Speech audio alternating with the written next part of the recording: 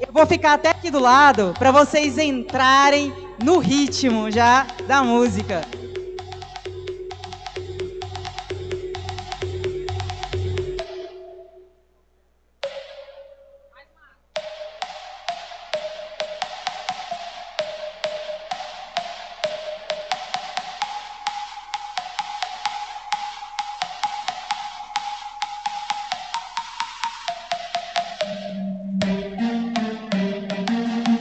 Nossa primeira convidada, inclusive a mediadora, Kaline Lima, presidente nacional da CUFA. Uma grande salva de palmas. De favela, na Marconi, baile de favela, na São Rafael, baile de favela e os menores.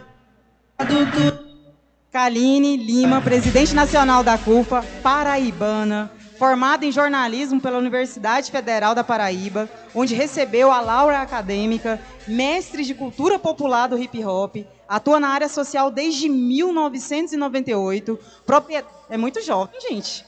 Nossa Senhora! Proprietária da Campo Minado Produções e ativista cultural. Sua trajetória é marcada pela defesa dos direitos das mulheres, da população de favela e LGBTQIA+. Uma salva de palmas.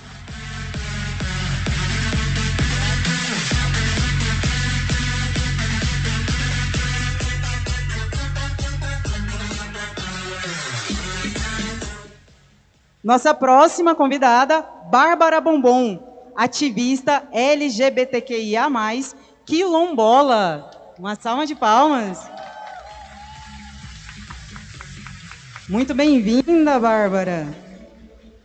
Nossa próxima convidada, Helena Ribeiro, sócia fundadora do grupo EMPZ e faz faculdade e da faculdade ESUP. Uma salva de palmas. Baile de favela, na Marconi, baile de favela.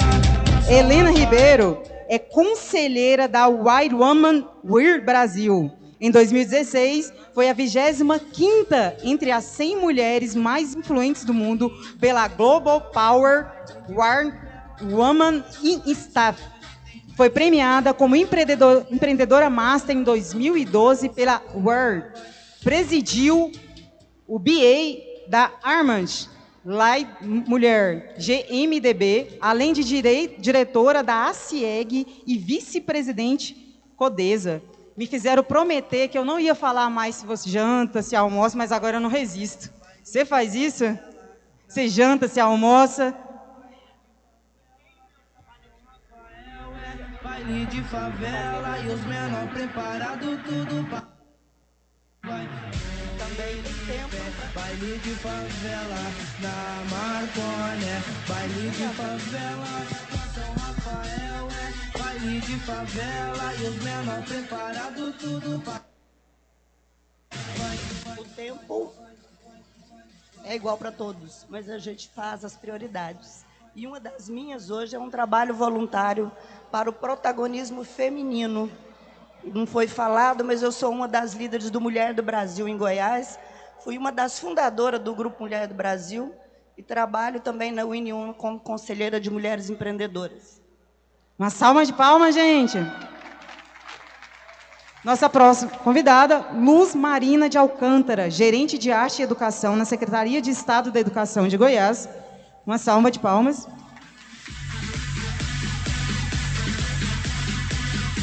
Doutora e mestre em performances culturais pela FCS e UFG, especialista em gestão da escola pública pela Universidade Federal JF, licenciada em Educação Artística, Música pela UFG, idealizadora e diretora do Centro de Estudo e Pesquisa Ciranda da Arte. Muito bem-vinda! Uma salva de palmas, gente. Baile de favela e os menores preparados tudo pra... Nossa próxima convidada, Grazi Mendes, executiva, professora e ativista. Uma salva de palmas. Grazi é uma especialista em gestão, inovação, neurociência, comportamento e design do futuro. É diretora de DEG, da Toktik, uma consultoria global de tecnologia, colunista do MIT, Sloan e professora convidada da Fundação Dom Cabral. Em 2020, Grazi recebeu o prêmio Ser Humano da ABRH e foi reconhecida como personalidade profissional na área de pessoas e culturas pela ABTD em 2022. Parabéns, um grande beijo. A nossa mediadora agora está com você a palavra. Até mais, tchau, obrigada. Obrigada, querida. Todo mundo me escuta bem? Boa tarde a todos e todas as pessoas aqui reunidas. É uma satisfação poder participar desse evento. Eu que estou aqui numa jornada de 17 anos com a CUFA e que posso datar a minha história em 2 momentos. Um grande impacto e divisor de almas através da educação e o outro, a minha chegada nessa organização que realmente ressignificou a minha jornada. Normalmente, estamos num palco 360, a gente pode ficar sentada, mas a dinâmica da gente caminhar também é possível. Em algum momento da minha vida, eu não consegui estudar normalmente como as pessoas estudam. Eu interrompi meus estudos da forma tradicional no 6º ano. E aí, depois, eu fui fazer supletivo, fui fazer outros desenrolos, até que eu, ainda assim, ingressei no mundo da educação, através da arte e educação. Sou do hip-hop, essa é a minha origem, e aí o rap me ensinou muito sobre educação. Depois eu consegui ingressar na universidade, através das cotas de ensino público, e hoje eu sou formada jornalista, com muito prazer. Normalmente, quando a gente vai fazer um painel reunindo pessoas que não se conhecem, a gente costuma chegar meia hora antes para ter uma conversa e quebrar o gelo ali. E a gente não conseguiu fazer isso hoje pela natureza da dinâmica da programação que a gente está vivendo agora. São 12 horas de jornada, uma maratona de conteúdo e atividade. Mas, se tem um instrumento capaz de conectar pessoas que não se conhecem, que nunca se viram, esse instrumento é a educação. E hoje a gente está com esse time de mulheres diferentes, mas que tem a educação como o eixo estruturante da conversa que nós vamos ter agora. Então, eu quero convidar vocês a fazer uma breve apresentação para além do que a nossa mestra de cerimônia fez sobre a jornada de vocês em relação à educação. Eu não estou vendo contagem do tempo, tá? Então, quem está responsável pelo palco, vá nos coordenando para que a gente possa se organizar e todo mundo poder aproveitar bem esse momento. E aí... Tem um tempo, eu acho. Eu espero, a gente segue. Vamos seguir, tudo certo. Então, a gente pode começar por aqui, tá, meu amor? Uma breve apresentação e para quebrar o gelo aqui com a nossa plateia seleta. Tá, então só vou dar um oi a todos, todas e todos que estão participando aqui. Vou fazer uma audiodescrição rapidinho para a gente sempre lembrar de não deixar ninguém para trás e como isso vai para vídeo. Então, quem pode me ouvir, mas não pode me ver, eu sou uma mulher negra. A parte da frente do meu cabelo está numa tiara, em tranças raiz, o restante está solto numa cabeleira castanho claro. Eu estou aqui com um conjuntinho nada básico, que é um terninho todo colorido, uma mistura de cores, né, para a gente celebrar a diversidade e as cores do nosso país também. Eu sou a Grazi Mendes e para falar de educação, eu tenho que falar da dona Fatinha e do seu Aderico. Tentar falar mais rápido, porque eu sou um sonho ousado de quem veio antes de mim. Os meus pais não puderam estudar. Minha mãe começou a trabalhar como empregada doméstica aos 12 anos. Então, ela interrompeu os estudos antes mesmo de começar. E o meu pai foi trabalhar na lavoura. Só que o meu pai era apaixonado pelas palavras. Então, ele achou um dicionário e ele... Cada vez que ele escutava uma palavra diferente, ele ia lá no dicionário, pegava, para depois gastar a palavra por aí. E eu aprendi a paixão pelas palavras com ele. E minha mãe e meu pai tinham que trabalhar fora o dia inteiro, eu ficava em casa.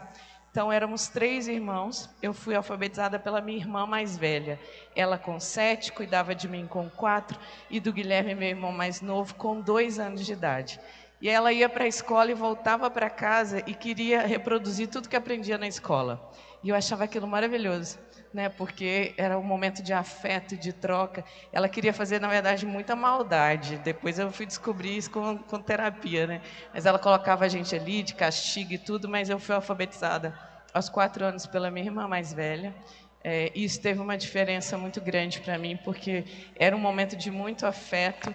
E ali eu já, apaixonada pelas letras, entrei na escola pública e aos 9 anos de idade foi meu primeiro papel de liderança, porque eu fui presidente de um clube de leitura na escola da periferia de Belo Horizonte, onde eu estudei. Porque os livros me salvaram da fome, inclusive, porque quando não tinha alimento, eu lia debaixo da mesa.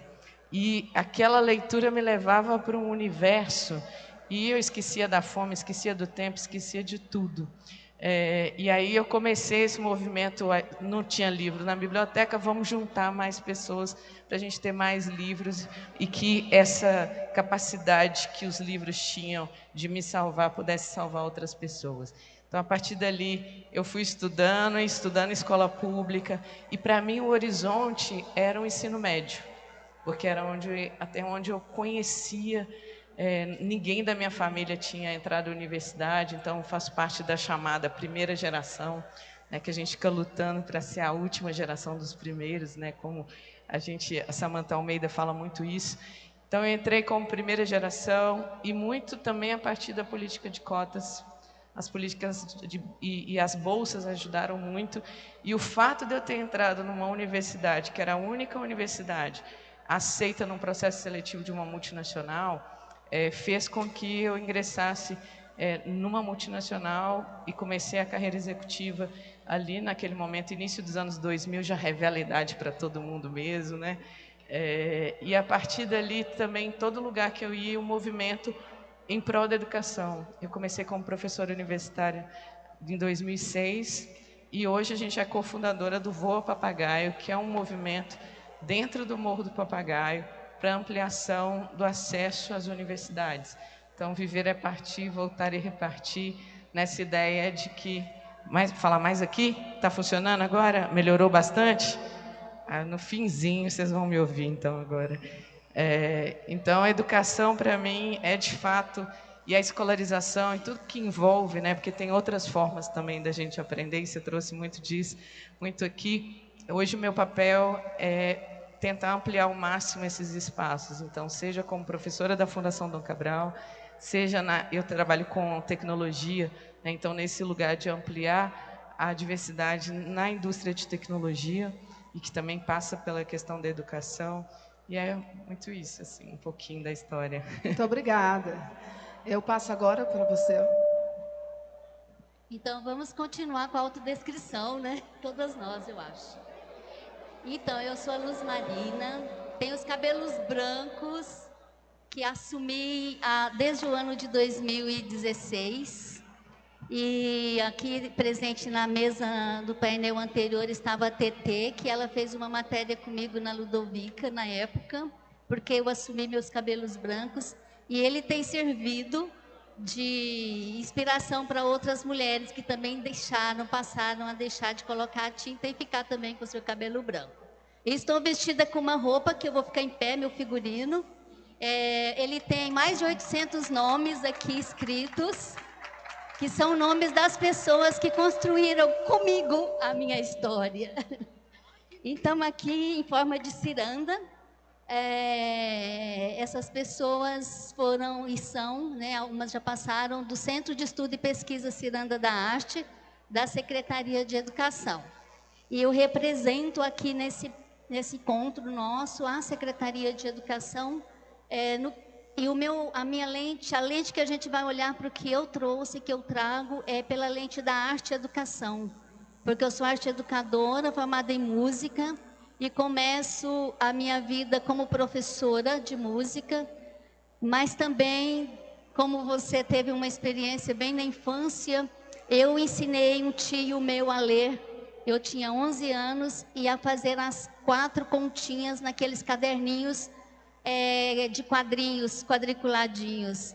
Então, ele aprendeu a fazer as 4 operações e eu me empolguei muito em ser professora e seguir carreira. E fiz, então, mais tarde, né? Participei de muita coisa na área de música, porque minha família é bem envolvida com a música.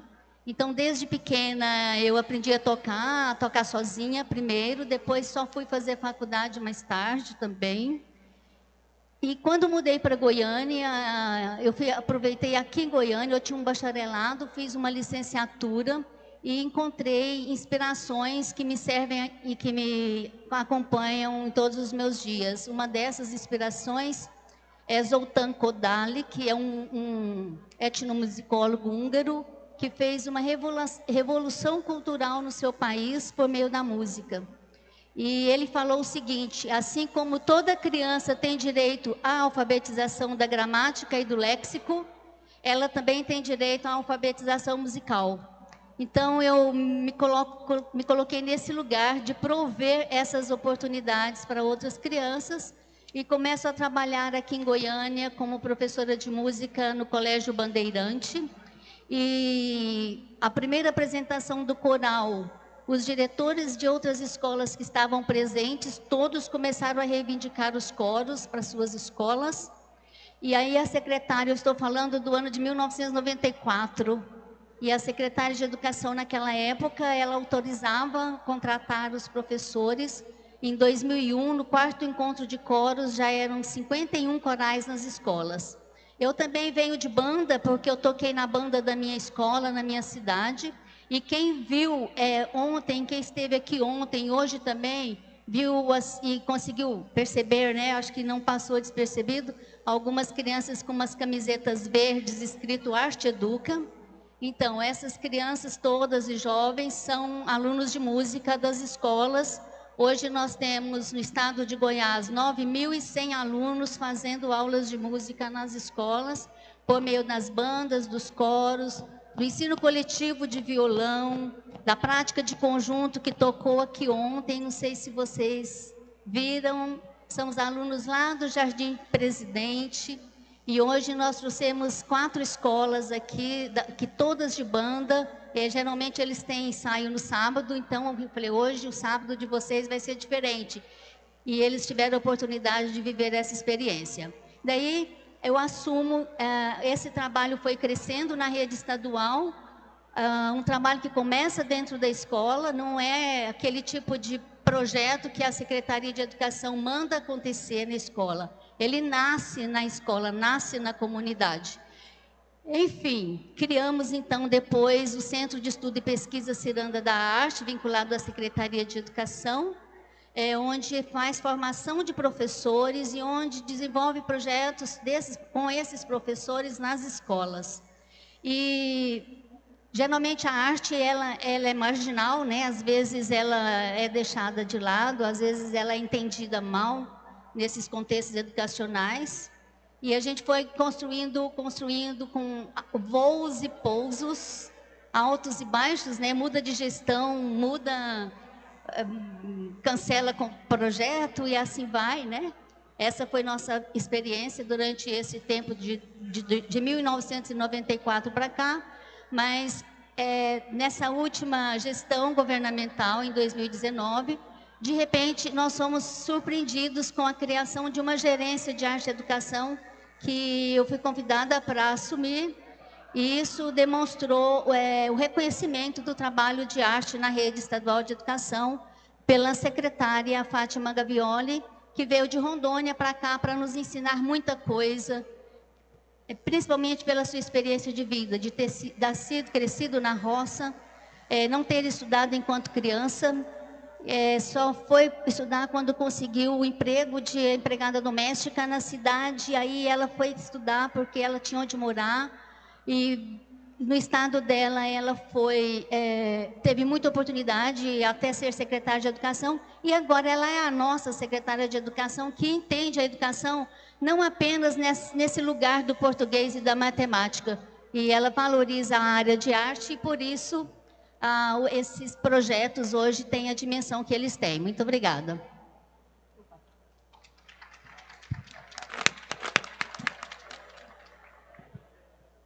Boa tarde a todos e a todas.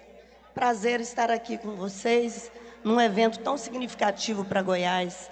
Que bom que a gente foi escolhido aqui para ter uma das primeiras Expo Favela fora de Rio e São Paulo, né? Parabéns pelo evento, para os organizadores.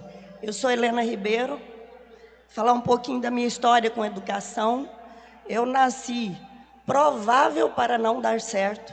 Sou filha única de uma viúva mineira que casou com um goiano e morava numa fazenda no interior aqui de Goiás, em Rio Verde, Carmo do Rio Verde, uma fazenda chamada Carioca. Ficou viúva aos 29 anos e meu pai era um forasteiro que apareceu para visitar um parente, se apaixonaram, ela dividiu todos os bens. Quando me teve aos 3 anos, meu pai falava: você não pode ficar aqui, você precisa estudar. O único bem que eu acredito que eu posso te dar é estudo. Minha mãe, então, dividiu todos os bens e fomos nós para Petrópolis, no Rio de Janeiro. Em Petrópolis, eu vivi uma infância realmente de conto de fadas. Só que tinha os castelos imperiais e eu era plebeia. Morava na periferia, numa casinha azul de janelas brancas. Era bem característico, as casas de favela e fora eram branquinhas com a janela azul. Mas eu gostava mesmo, era lá dos palácios cor-de-rosa de Petrópolis. E o meu pai um dia me levou no Rio para conhecer um jogo no Maracanã e me deu uma máquina chamada Kodak. Não sei quem lembra dessa máquina Kodak, mas existiu. E aí, quando eu cheguei no estádio lotado, era uma festa muito bonita, que eu só enxergava as pessoas. Eu não conseguia entender nada do jogo, mas das pessoas eu fiquei encantada.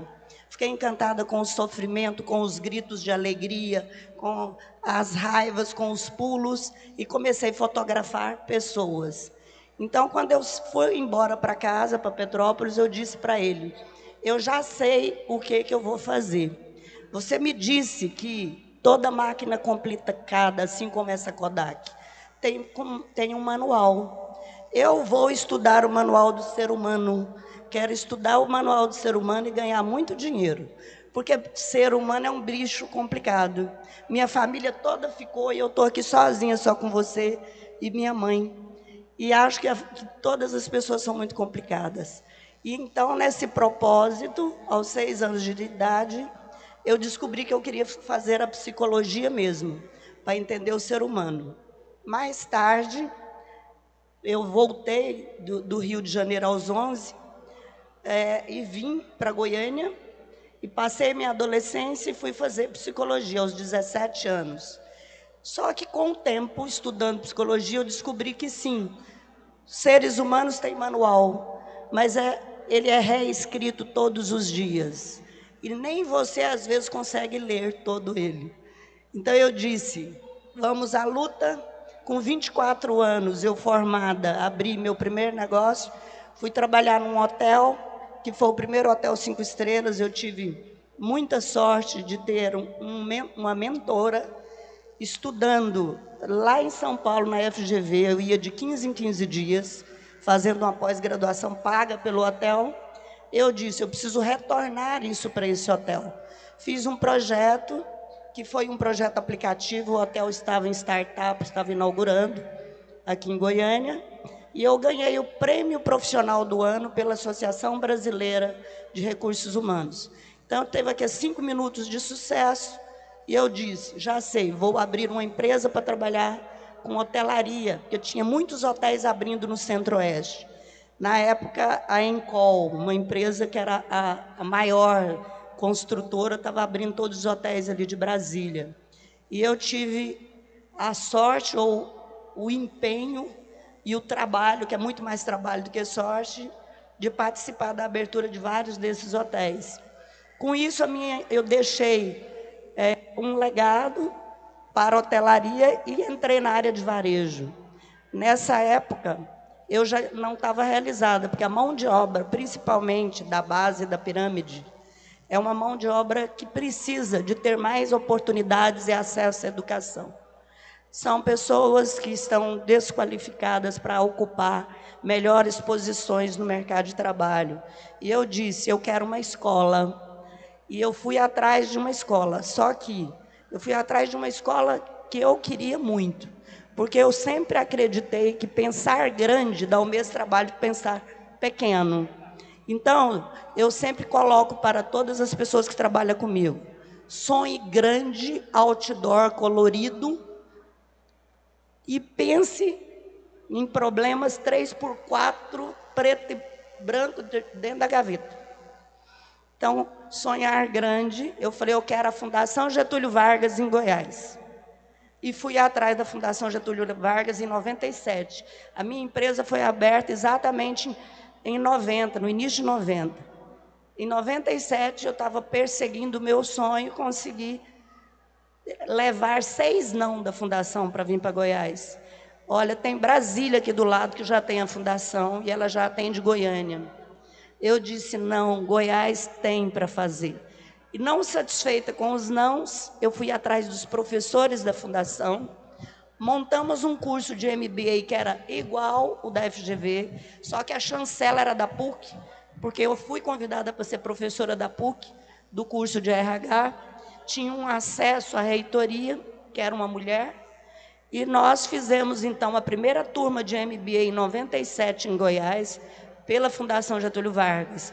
Logo eu já estava com 9 turmas. A fundação me chamou lá e falou, vem cá, nós vamos abrir uma licitação para o estado de Goiás e você vai participar. Resultado, eu não ganhei. Quem ganhou foi uma pessoa da Bahia, que já tinha fundação em Minas Gerais, em Alagoas e na Bahia. Ou seja, era realmente já a carta marcada. O que eu fiz? Fui atrás dessa pessoa e terceirizei todos os funcionários. Falei, eu tenho um outro negócio, eu faço para você. Ele já tinha muita coisa para fazer, deixa que eu cuide de Goiânia. Então, eu terceirizei a unidade de Goiânia, eu fazia a seleção dos alunos e tudo. Quando foi em 2004, ele entrou em 2000, quando foi em 2004, ele vendeu para mim todo o negócio de Goiânia. Ao vender o negócio de Goiânia, ele não podia ainda falar para a fundação, porque a fundação é que escolhe, e a escolha é uma empresa 60ª na época, que hoje é quase 80ª, lá no Rio, e que todos os conveniados e a maioria dos executivos e professores e doutores são homens. Não tinha ninguém, mulher, como dona de uma concessão ou uma franquia da FGV. E aí, quando eu fiz o negócio crescer, 2 anos depois, eu fui lá, falei, agora eu vou me apresentar. Depois de 2 anos, é que eu contei que eu era a dona em Goiás. E aí o negócio tinha crescido bastante e eles tiveram que me engolir, porque era um bom negócio. Só que em 2006, isso depois de 2 anos, em 2006, eles lançam um projeto que é o curso de administração de empresa da Fundação Getúlio Vargas de São Paulo, como uma extensão que veio para todas as escolas, para todos os conveniados, e eles fizeram, então, uma dupla certificação. A escola local, por causa do MEC, certificava a pessoa, e a fundação certificava também, assim como a carteirinha da OAB. E aí tinha que ter uma faculdade, ou então convênio com uma. Eu disse, eu tenho uma empresa de consultoria, se eu for fazer um convênio com qualquer faculdade de Goiânia, e olha que tinha muitos querendo, eles vão me engolir, eu sou pequena. Eu vou comprar uma faculdade para poder não perder meu negócio. Então, por quê? Porque eu acho que a educação é o único meio que transforma. Se não transforma, ele forma, desenvolve cidadãos conscientes para transformar suas cidades e sua sociedade. Acredito nisso e vou atrás disso. Eu quero a melhor. E então eu tive a oportunidade de encontrar uma escola pequena, que é a Faculdade Exup, que fica no Parque Amazônia, aqui em Goiânia. É uma faculdade pequena, porém ela foi construída por um goiano que foi para a fundação e ficou por lá, não voltou. Ele abriu a faculdade para a mãe dele tocar e estava dando prejuízo, porque ele não estava aqui. Eu me lembro que eu comprei essa faculdade na hora por telefone. Eu liguei e falei, como que é? Me apresentei, dei a entrada Ele mandou um advogado e eu só fui conhecer ele 5 anos depois. Então, eu comprei essa faculdade por telefone porque era o que eu queria. E hoje nós temos uma faculdade que ela tem excelência em graduação de administração pela Fundação, dupla certificação, direito, e também temos os melhores cursos de pós-graduação de toda a Fundação. E temos agora também Mato Grosso, a gente assumiu outra franquia.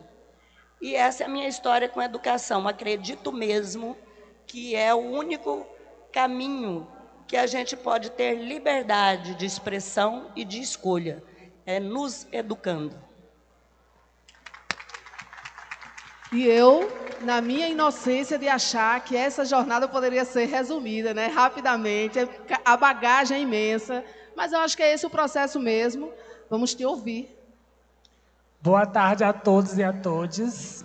Eu sou Bárbara Bombom, porque bombom é tudo de bom. Sou mulher preta, trans, militante pela comunidade LGBTQIA+, eu sou transista, faxineira e represento o Quilombo Vó Rita de Trindade.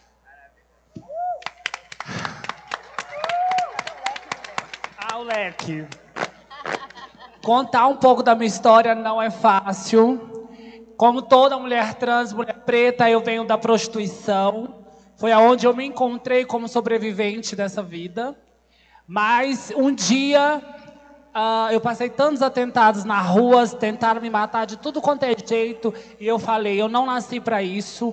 Eu não nasci para passar por isso. Eu vou mudar minha história. Eu vou fazer história. Porque a vida da gente é uma história. Cada dia é um capítulo. E eu não queria ser só mais uma da minha própria história. Eu queria ser coadjuvante da minha própria história. Então eu decidi não ser mais garota de programa. Fui trabalhar com faxina. Fui ser faxineira. Só que a faxina não estava dando para sobreviver, era muito pouco para sobreviver só com a faxina. Então eu falei, eu preciso de uma outra coisa. Então eu lembrei da minha avó, que fazia tranças nas minhas sobrinhas, nas minhas primas, e me especializei, sou transista. Hoje sou artista, faço show de drag queen e sou digital influencer, né? Alguns anos atrás, eu fiquei famosa com um vídeo muito simples, muito do nada, na caixa d'água, que foi até divulgado pelo jornal daqui. Eu estava com os meus amigos e inundou a rua numa chuva, num temporal. E eu fiz um vídeo do nada dentro da caixa d'água, mulher preta trans dentro da caixa d'água. Para mim, era para os vizinhos, era para os colegas, era para os parentes. E esse vídeo viralizou, 2 milhões de visualização e 7 horas da noite eu estava ao vivo no jornal. Quando eu fiquei ao vivo nesse jornal, eu lembrei da escola, quanto eu fui abraçada na escola. Quando eu me assumi mulher trans, eu entendo que a escola não tinha preparação para ter uma aluna trans. E eu me afastei do estudo, porque era muito difícil, né, ser uma mulher trans naquela época. Esse vídeo viralizando, quando eu me vi na frente desse jornal, que eu vi tantas pessoas me vendo como referência, me vendo como exemplo, eu voltei a estudar, eu voltei a reescrever a minha história, e eu decidi que eu nasci para fazer uma história, e eu quero ser coadjuvante da minha história. Eu quero que a minha história amanhã inspire outras pessoas. Então a educação para mim foi muito importante. É difícil falar sobre educação sendo uma mulher trans e sendo uma mulher do Quilombo Vó Rita Trindade, que ainda não conseguimos colocar a educação quilombola, que é tão importante. E ser uma mulher trans é muito difícil, estar dentro de um espaço da escola. Mas eu não desisti, espero que agora, com a minha vida sendo contada, aqui em todos os lugares que eu passo, tenha grandes inspirações e que eu possa, sim, no futuro, ter várias mulheres formadas trans, inspirando na minha própria história. Eu não tenho muito o que falar, porque eu fui convidada a estar aqui muito de repente, Mas eu precisava falar, contar a história dessa mulher preta, que eu quero ficar de pé, gente, para vocês verem um corpo preto trans, porque nós, mulheres trans, precisamos ocupar todos os espaços. Essa é a fala. Obrigada, Bombom, delícia. Olha, o nosso tema é um tema muito específico. Ele fala sobre oportunidade à educação aqui no Brasil. E aí, no tema, que eu estou sem óculos agora, deixa eu ver, acesso à educação, uma importante conquista. E eu fiquei pensando assim, já está falando como sendo algo concreto. Acesso à educação, uma importante conquista. E eu lembro que, durante a pandemia, nós, da CUFA, pensamos na campanha CUFA contra o vírus, para poder socorrer uma população que, de acordo com o Data Favela, teria sua renda impactada em aproximadamente 80%, e que, portanto, a gente sabia que estaria numa situação de vulnerabilidade ainda mais profunda do que as demais pessoas brasileiras. Nós pensamos num recorte social específico para atender prioritariamente mulheres, mães, solo, porque elas estariam comprometidas com a vida e a segurança dos seus filhos, menores de idade e vulneráveis, assim como das pessoas idosas e das pessoas acamadas, enfim. A gente correu com a comida, depois correu com o cartão, com a distribuição de renda, transferência de renda, correu com o gás, correu com o kit de higiene pessoal, correu com o kit de álcool, máscara, informação e tudo mais em aproximadamente 5.000 favelas brasileiras. E, dado esse momento emergencial, a gente se deparou com uma outra realidade. Milhares de crianças periféricas, faveladas, sem acesso ao tão chamado, divulgado e visibilizado ensino remoto. Porque a gente estava se deparando com famílias, muitas vezes, de uma mãe com 5, 6, 7, 8, 10, 12 filhos, onde ela tinha um aparelho celular que não tinha internet, ou quando tinha que sortear entre os filhos qual teria a aula remota naquele dia.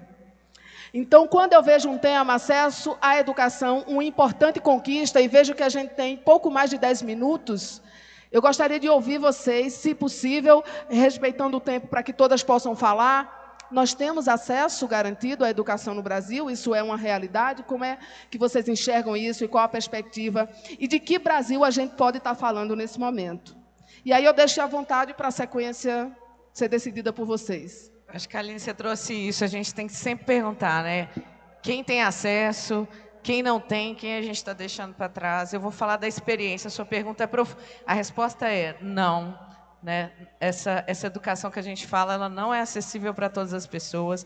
Durante a pandemia, no Voa Papagaio, a gente tentando fazer esse vira para o remoto, é isso, a gente teve que conseguir dispositivo para garantir que cada pessoa pudesse ter o seu dispositivo, teve que conseguir internet, porque não tinha internet, e a gente se deparou, a gente foi parar numa reportagem no Fantástico, e que uma das nossas estudantes, subindo no telhado da casa, porque tem isso, aí a gente conseguiu a gente conseguiu a comida, a gente conseguiu primeiro o gás, porque chegou a cesta básica, mas não tinha o gás.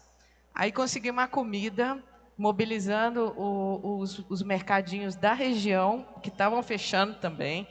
Aí aí a gente consegue o dispositivo, conseguimos a internet, onde que ela ia poder ter paz e sossego com 20 pessoas dentro de casa, como que ela ia conseguir estudar? Sobe no telhado para poder assistir a aula, e aí quando chove, nem conseguia assistir a aula, ela conseguia. Então, a gente conseguiu mobilizar tanto, mas eram tantas as barreiras que depois não dava. E outra coisa, depois que conseguiu um cantinho para poder estudar, começou a faltar dinheiro, tinha que sair para poder conseguir garantir dinheiro.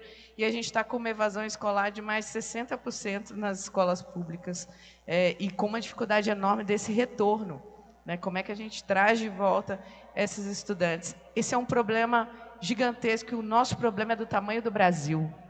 Nosso problema é do tamanho do Brasil, e não vai ser uma escola, não vai ser uma entidade, é quando todo mundo entender que esse buraco, que esse gap é responsabilidade de todas nós e que isso é urgente, porque senão não tem futuro para o Brasil, e que não é só quem teve acesso e que está garantido, não. Inclusive, quem teve acesso tem que conseguir trabalhar em prol. Então, é uma luta coletiva, isso deveria estar na agenda prioritária de todo mundo, porque o que a gente viveu agora e o que a gente está vivendo, esse retrato do impacto, já era difícil. A gente viu as histórias aqui que antes mesmo da pandemia já era difícil. Agora está quase impossível a gente conseguir garantir isso que a gente fala, o acesso à escola, muda uma geração inteira, e por isso a responsabilidade é de todas nós, e tem que ter um pacto coletivo do Brasil em prol da educação e do acesso, e todo mundo trabalhar para a gente conseguir diminuir um pouco esse impacto que a gente tem hoje. Perfeito. Eu vou me desculpar imensamente, pedir mais tempo, a organização não me deram. Nós temos 8 minutos, 7 minutos para a gente tentar fechar aqui e garantir a fala da Bombom também. É o que temos. Bom, é uma verdade, uma realidade, né, que foi dura e que todo mundo que fica à frente, né, das políticas públicas, acho que teve uma sacudida forte aí nesse sentido do acesso, né? E também da permanência depois, também do interesse também depois que passou a pandemia. Muita gente, muita criança, adolescente, também foram vítimas de situação difíceis nas suas casas, nas suas comunidades, pela dificuldade mesmo de não ter escola. Muitas delas era na escola que tinha o lanche, era na escola que elas tinham afeto, né? Então elas não sofreram somente pela parte da tecnologia, foi um sofrimento muito mais do que isso. Eu coordenei esse projeto que é da área de arte, e nós temos, enquanto fica essa proposta de busca ativa, muitos não querem ainda voltar para a escola, né? Os alunos que fazem parte desse projeto, eles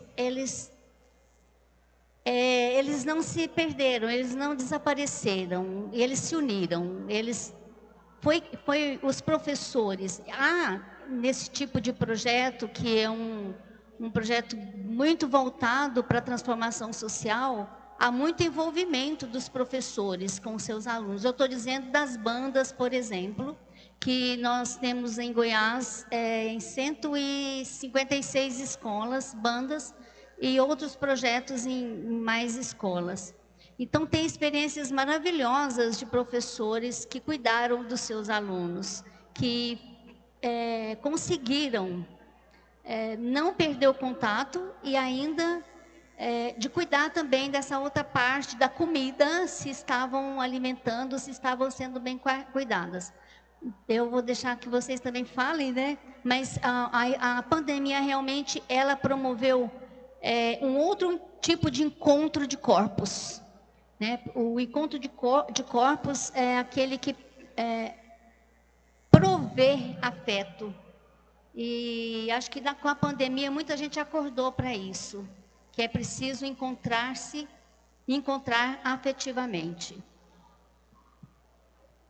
Então, vou ser bem rápida, mas é interessante refletir. Sim, é uma conquista de muitos países, infelizmente não do Brasil. Um dado, no ranking de 63 países, o Brasil ocupa a 53ª posição, ou seja, lá no fim da fila.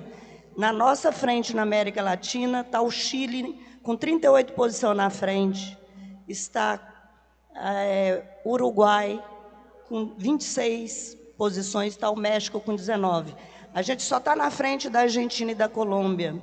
Por aí a gente sabe que todos os políticos têm esse discurso, que educação, saúde, segurança é importante. Mas quando todos entram lá, gente, na realidade, isso não acontece como acontece em outros países aqui, vizinhos nossos da América Latina. Então, não, a gente precisa sim nos unirmos e fazermos alguma coisa. Eu me lembro que no Unidos pela Vacina, Nós, mulheres do Brasil, fizemos um trabalho maravilhoso. A gente conseguiu amadrinhar, em 2 meses, os 5.570 municípios brasileiros para fazer, então, doações para que a vacina acontecesse rapidamente.